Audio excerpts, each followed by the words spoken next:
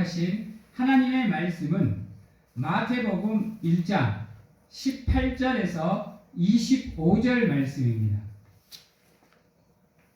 마태복음 1장 18절에서 25절 말씀까지 제가 봉독해 드리도록 하겠습니다. 예수 그리스도의 나심은 이러하니라.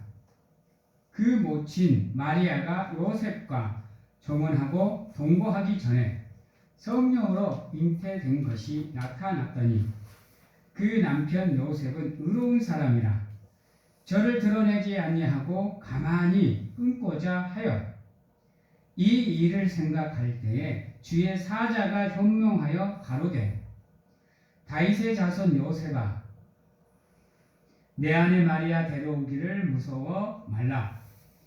저에게 잉태된 자는 성령으로 된 것이라. 아들을 낳으리니 이름을 예수라 하라. 이는 그가 자기 백성을 저희 죄에서 구원할 자이심이라 하니라. 이 모든 일에 된 것은 주께서 선지자로 하신 말씀을 이루려 하심이니 가라사대 보라 처녀가 잉태하여 아들을 낳을 것이요 그 이름은 임마누엘이라 하리라 하셨으니 이를 번역한즉 하나님이 우리와 함께 계시다 함이라.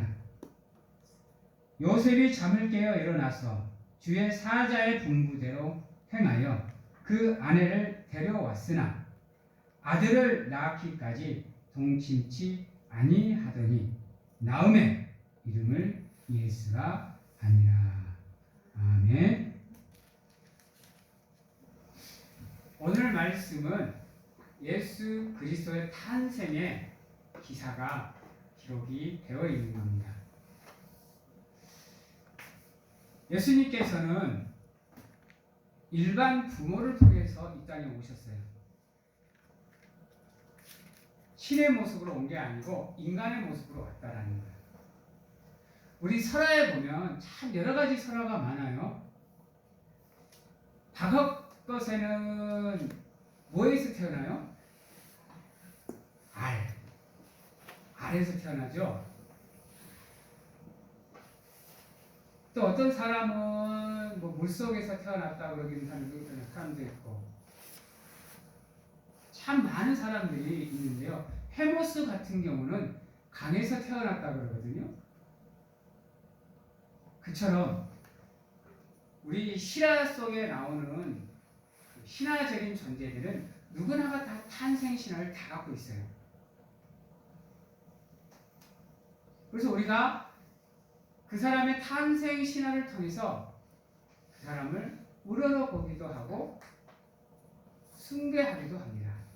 네, 우리가 생각하는 범주를 벗어난 존재이기 때문인 거예요. 그러다 보니까 저 존재는 신에 가까운 존재, 어떤 때는 신적인 존재라고 얘기를 하거든요.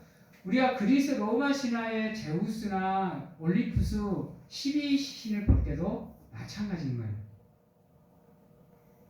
북유럽 신화에 나오는 오딘이나 일본 신화에 나오는 아키라나 모두가 다 그런 신적인 요소를 다 가지고 있어요. 그러다 보니까 대부분 사람들이 그들을 신격화시켜요. 여러분들 제우스가 인간이라고 생각해 보신 적 있어요? 제우스 그러면 이꼬르 신이 돼요. 근데 우리 예수님은 신인데도 신적인 요소를 가지고 태어나요. 우리 예수님은 어떤 신적인 요소를 가지고 태어나느냐? 남자와 여자가 합방을 하지 않음에도 불구하고 처녀가 아기를 낳아요. 이게 일반적인 인간의 범주에서 생각할 수 있는 영역이 아니에요. 우리 인간은 남자와 여자가 한 몸을 이루었을 때만이 자손을 가질 수 있다라고 얘기를 해요. 생명의 탄생, 또 후손을 갖는 것도 마찬가지인 거예요. 근데 우리 예수님은 그렇지 않아요.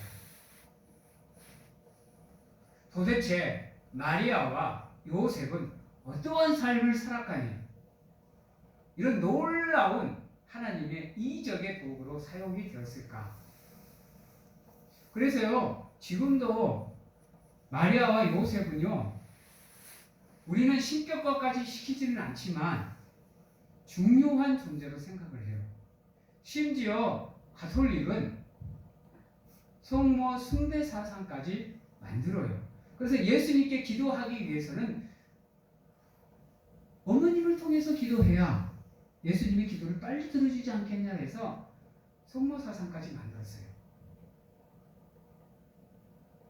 물론 그게 옳은 교리는 아니지만 어떻게 해야 이들 부부처럼 여러분들 또한 하나님의 환상을 체험할 것이며 하나님의 응답을 체험할 것이고 하나님의 성취를 체험할 수 있는지를 우리가 한번 생각을 해보기로 이 시간 보겠습니다.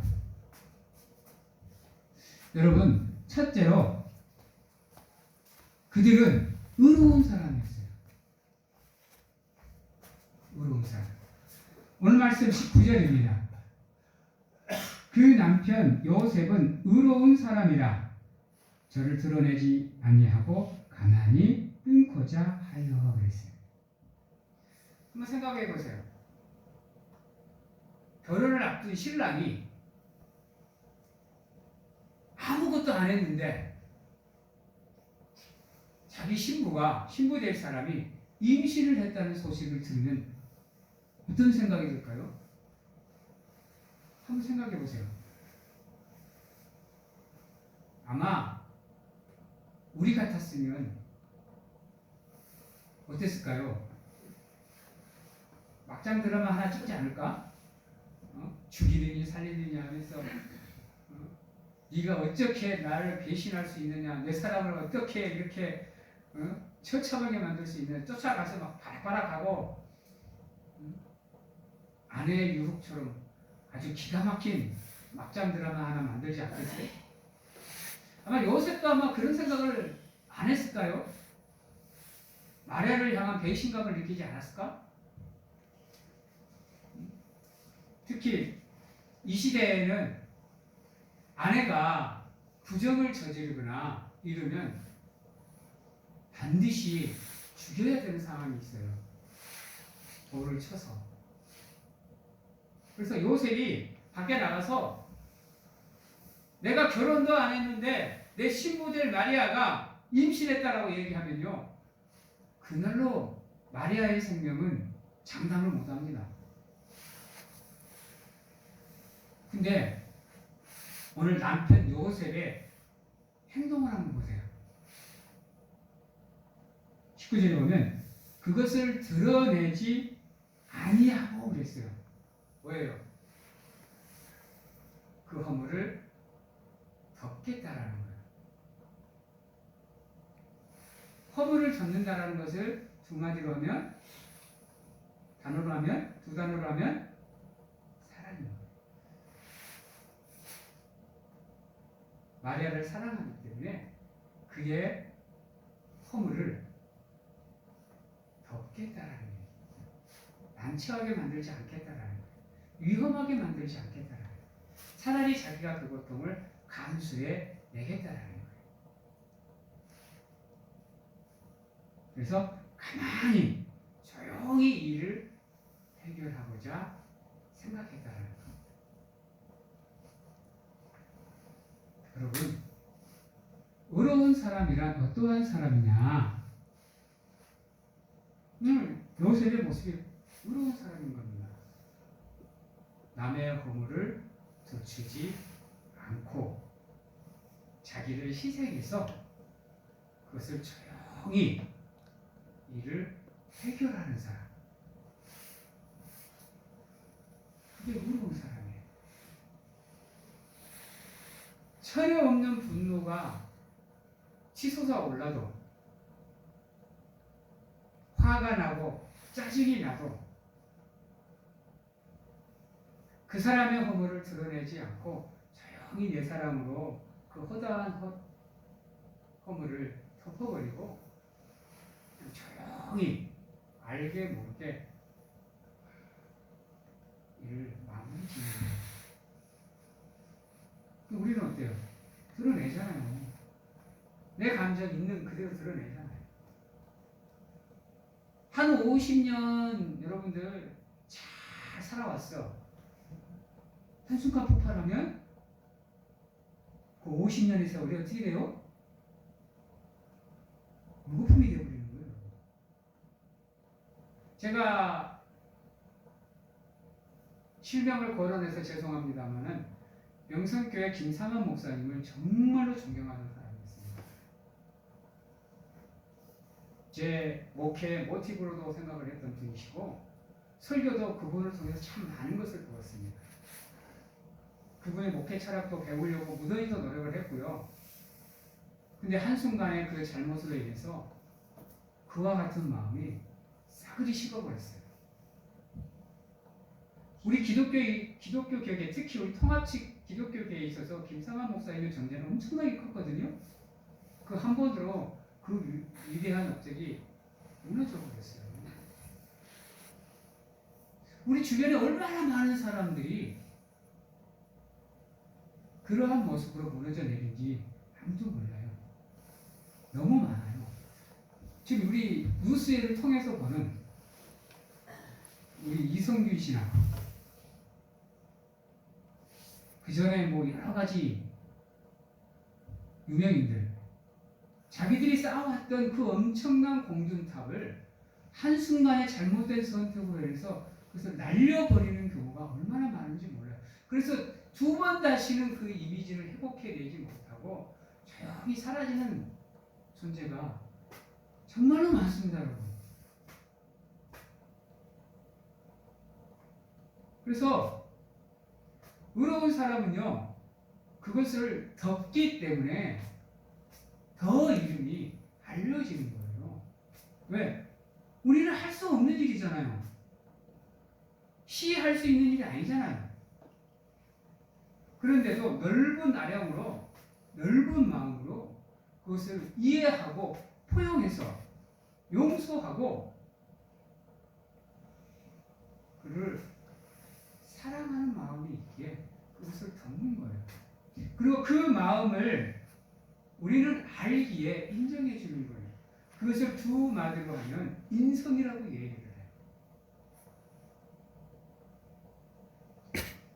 사랑하는 성도 여러분, 믿음 생활 잘하는 것도 중요합니다. 신앙생활 열심히 하는 것도 중요한 거예요. 예배 열심히 드리고 기도 열심히 하고 헌금 열심히 하고 헌신 열심히 하는 것도 중요합니다. 그러나 그것보다도 더 중요한 게 뭐냐? 하나님은 늘 그것들보다 더 강조한 게 뭐냐?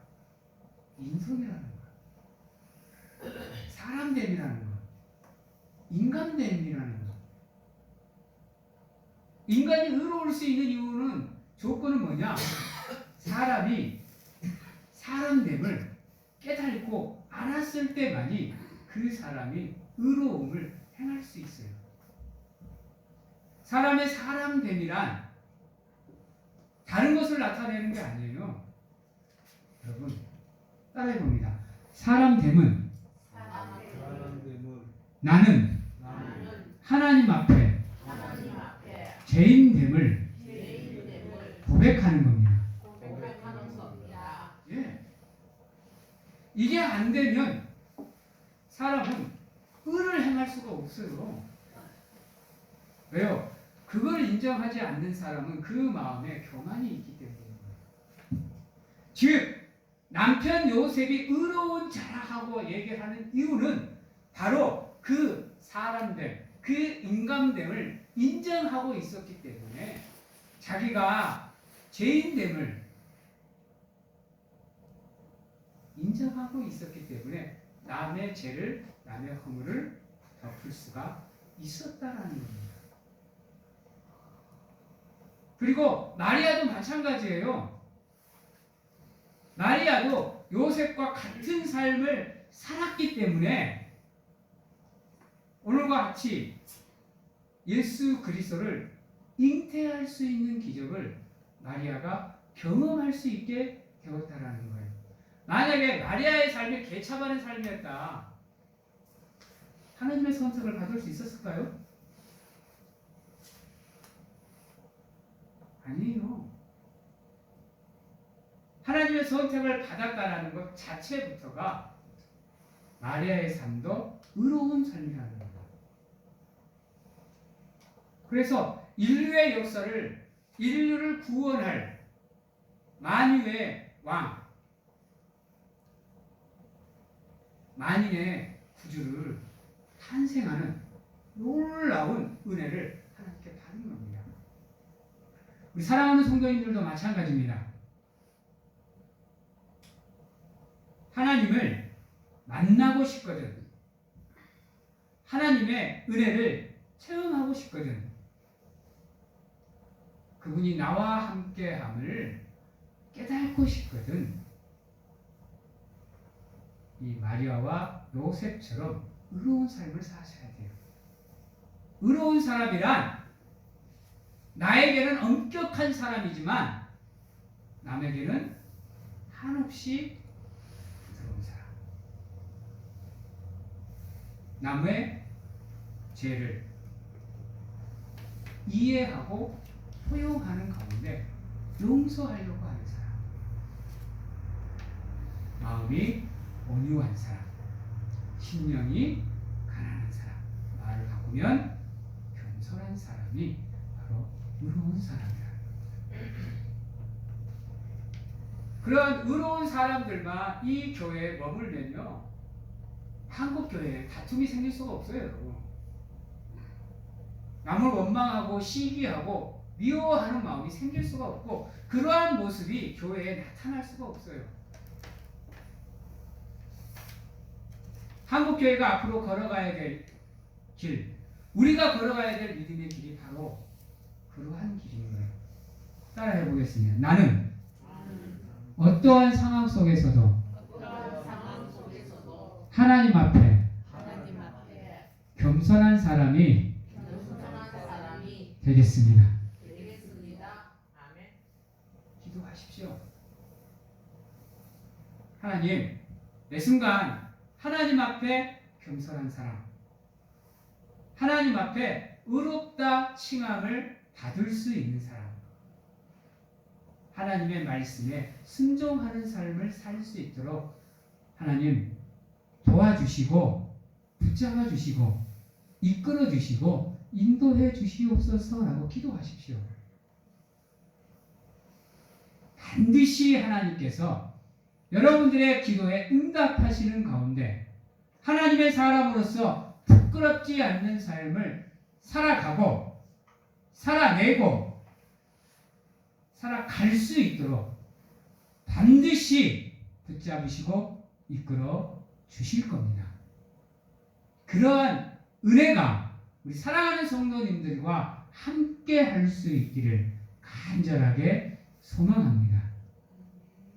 두 번째로 우리에게 필요한 건 뭐냐? 따라해 봅니다. 성령을 사모해야 합니다. 여러분, 하나님이 일을 하실 때요, 하나님이 직접 하시지 않아요. 하나님은 계획하시고 그 일을 실행하시는 분이 누구냐? 바로 성령이에요. 그래서 성령의 역할이 뭐냐? 우리가 하나님을 알 수 있도록 가르쳐 주시고 하나님의 말씀을 우리에게 기억나게 하시고 지킬 수 있도록 도와주시는 분이 바로 성령이에요.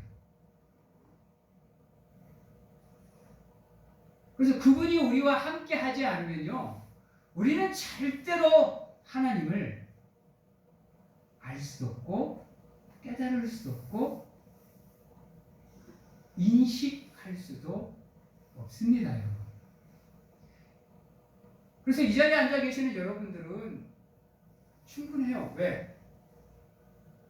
여러분들은 성령이 함께하고 계시기 때문에. 안 믿기세요? 여러분들은 다 성령이 충만하신 분들이에요. 왜요? 이유는 딱 한 가지. 여러분들은 하나님을 알고 계시잖아요. 그래서 여러분들은 성령을 충만히 받을 수 있는 준비가 이미 되신 분들이에요. 그래서 여러분들이 기도하고 구하고 찾으면 여러분들에게 하나님이 충분히 성령을 부어주실 수 있는 하나님이 사랑하는 존재라는 거예요. 남은 건 뭐냐? 여러분들이 구하는 거예요. 구하는 거. 하나님, 간절하게 사모하는 가운데 성령을 충만히 부어주시옵소서. 허락해 주시옵소서. 하고 여러분들이 구하면 하나님이 성령을 부어주셔요. 문제는 뭐냐? 구하시되 여러분들의 마음을, 여러분들의 믿음을, 여러분들의 삶을 의롭게 만드셔야 된다. 그게 선행되지 않으면 여러분들이 아무리 구해도 성령은 부어지지 않습니다. 왜요? 하나님은 흠이 없는 존재이기 때문에. 죄가 없는 존재이기 때문에. 그래서 우리의 마음의 성전을 정결하게 하고 청결하게 하고 깨끗하게 해야 되는 이유는 뭐냐? 이유가 거기에 있어요. 그래서 늘 성경은 말하잖아요. 너희의 마음의 성전을 거룩하게 하라. 너희의 마음이 성령이 거하는 전이니라. 또한 의롭다함을 칭함을 받는 말은 무엇을 내포하느냐? 우리의 삶이 하나님의 거룩함으로 소개받는 거예요. 하나님이 얘기하시잖아요. 내가 거룩하니 너희도 뭐하라? 거룩하라. 여러분들의 삶을 하나님의 은혜로 예수 그리스도의 십자가로 그분의 보혈의 공로로 깨끗하게 씻으시는 가운데 여러분들의 마음 가운데 있는 더러운 것, 추한 것, 죄된 것, 잘못된 것들을 깨끗하게 씻어내셔야 비로소 여러분들의 마음속으로 하나님이 성령을 뭐 해주시는 거예요? 부어주시는 거예요. 이미 마리아와 요셉은 그 성령이 충만했다는 거예요. 안 그랬으면 성령으로 잉태되는 사건이 그들에게서 일어날 수가 없어요. 그러면 우리가 살아가는 삶이 거룩해지려고 하면 어떻게 해야 되느냐? 어떻게 해야 우리의 삶이 거룩해질 수 있느냐? 답은 이미 나와 있습니다. 내가 수천 번도 더 강조한 것 같고 여러분들은 이미 알고 계시고 하나님이 원하시는 게 무엇인지를 이미 여러분들은 알고 계시기에 그것들을 열심히 하시기 위해서 노력하셔야 돼요. 하나님께서 예배 잘 드리거라 하면 우리 예배 잘 드리면 됩니다. 기도 많이 하거라, 찬양 열심히 하거라, 헌신 열심히 해라. 이미 알고 계시잖아요. 두 번 말하면 이 같아요.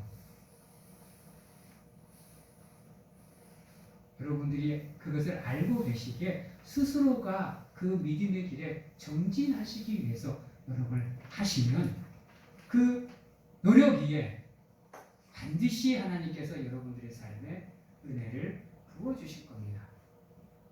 또한 반드시 여러분들 그 삶의 믿음의 지경을 넓혀주실 거고 복의 반드시 더해 주실 겁니다. 그래서 여러분들의 삶을 통해서 하나님의 이적이 드러나고 세상으로 드러낼 하나님의 이적에 여러분들이 도구로 사용이 될 수 있는 거예요. 우리가 오늘 이 말씀 마리아와 요셉을 통해서 여러 가지를 배워야 되지만 여러 가지 교훈들을 얻어야 되지만 가장 중요한 건 중에 하나가 바로 그건 거예요. 따라해 봅니다. 나는 하나님의 거룩한 초대에 거룩함으로 응하겠습니다. 이미 여러분들은 하나님의 거룩한 초대에 응하셨어요. 그러니까 지금 이 자리에 나와 계시는 거잖아요. 예배가 뭐예요? 하나님의 거룩한 초대예요, 여러분. 하나님을 알지 못하는 사람은요, 예배에 나와도요, 그냥 어중이 떠중이 왔다 가는 사람이에요. 그러나 여러분들은 하나님을 예배하는 사람들이잖아요. 그래서 그리스도인이라 불리잖아요. 하나님의 백성이라 불리고 하나님의 자녀라 불리고 하나님의 기이한 빛으로 들어가는 하나님의 제사장들 아니에요. 여러분들은 이미 하나님의 거룩함으로 초대를 받았기에 이제 여러분들의 노력이 나온 거예요. 하나님의 거룩함의 초대에 합당하도록 여러분들의 삶을 거룩하게 만들어 가시는 거예요. 그 방법들을 이미 여러분들은 알고 계시잖아요. 최선을 다해서 하나님이 주신 그 방법들을 여러분들 걸로 하나씩 만들어 가시는 가운데 하나님과 함께 하는 아름다운 성도들이 되시기를 간절하게 소망합니다. 세 번째로 따라해 봅니다. 순종하는 사랑. 가장 중요한 겁니다. 가장 중요한 거예요. 우리가요, 백날 하나님을 예배하고 기도해도요, 하나님의 말씀을 순종하는 마음이 없으면 그 우리는 깽가리예요. 내 예배가, 내 기도가 진정한 예배가 되게 하고 진정한 기도가 되게 하는 방법은 순종하는 마음이에요. 순종하는 마음이 없으면 내가 하나님께 드리는 모든 것이 헛된 것이 돼요. 여러분, 사랑이 뭐예요? 상대방에게 순종하는 게 사랑이에요. 하나님을 사랑한다라고 얘기할 때는 우리가 하나님께 순종하겠습니다라고 고백하는 겁니다. 다른 거 아니에요. 겸손이라는 게 뭐예요? 하나님께 순종하겠습니다라는 뜻이에요. 예배하는 이유가 뭐예요? 하나님께 순종하기 때문에 드리는 겁니다. 기독교인들의 덕목 중 가장 중요한 덕목이 순종이라는 겁니다. 그 순종이 없이는요, 우리는 겸손할 수가 없어요. 그래요? 우리 신앙의 고백도 순종 속에서 나오는 겁니다. 기억하셔야 돼요. 오늘 말씀 24절입니다. 요셉이 잠에서 깨어 일어나서 주의 사자의 분부대로 행하여 그 아내를 데려왔으나. 순종에 있어서 가장 중요한 게 뭔지 아세요? 여러분? 따라해봅니다. 즉시. 바로라는 겁니다. 아브라함이 그랬죠? 아들을 바치라 하면도 즉시로 순종했어요. 바칠까 말까를 망설이지 않았어요.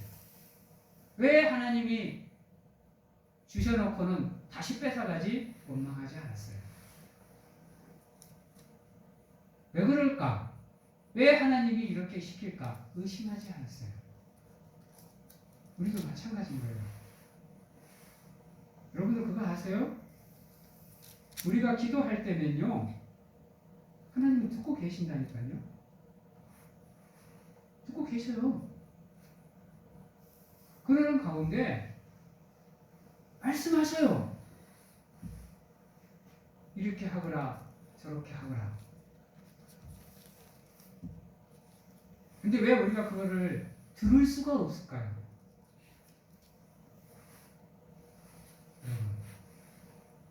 아세요? 우리가 1시간을 기도하면요, 1시간 동안 하나님은 가만히 경청하고 계십니다.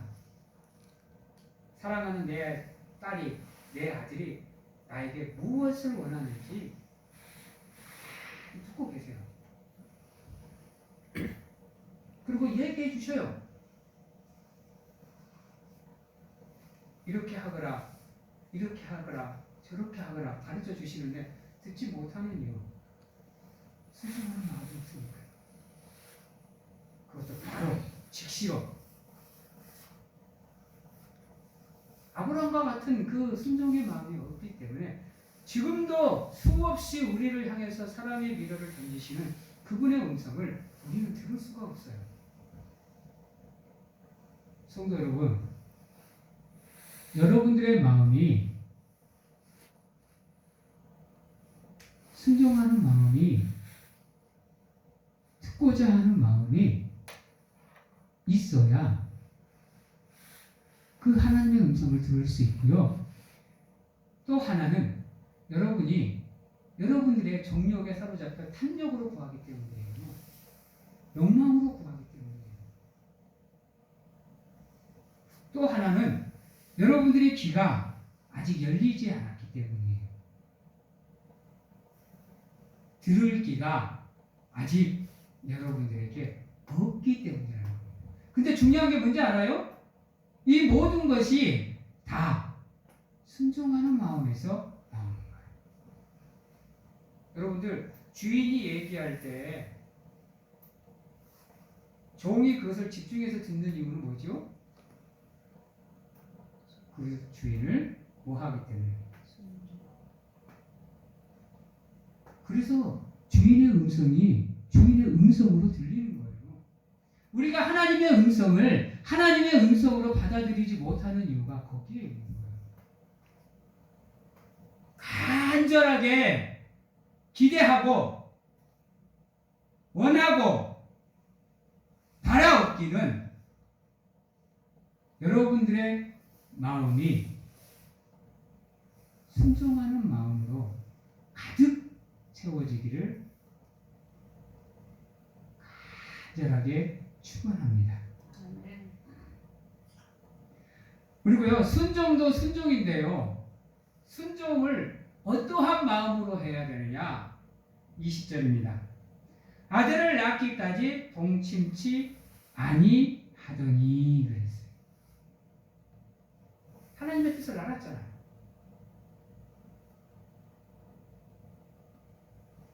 거룩한 성령으로 잉태가 된 자라고 얘기했잖아요. 그것을 거룩하게 순종할 줄 알아야죠. 대충 순종하는 거 아니에요.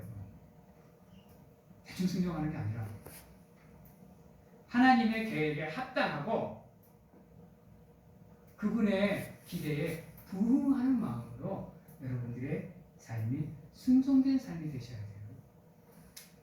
막무가내 순종은 오히려 화가 돼요, 여러분.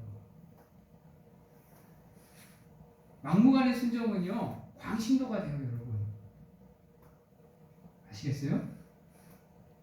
그래서 순종을 하시되 하나님의 뜻에 합당하게, 그분의 말씀에 합당하게 순종을 하셔야 돼요. 하나님께 예배하라고 했다고 가정 다 팽개쳐보고 가족 다 팽개쳐보고 자녀 다 팽개쳐보고 자기만 신앙생활 열심히 하면 되나요? 아니라는 거예요. 하나님의 뜻은요, 모든 것에서 선하셔요. 모든 상황 속에서 선하셔요. 조금의 오차라도 생기면 안 되는 거예요. 그건 하나님의 뜻이 아니에요. 그래서 순종을 하시되 하나님이 무엇을 나에게 원하시는지 그 하나님의 뜻을 쫓아서 여러분들이 순종해 가는 삶. 요셉은 그걸 알았어요. 그래서 동침하지 않잖아요. 데리고 왔는데 하나님 무엇을 원하고 계시는지 그 거룩함을 요셉은 알고 있었다.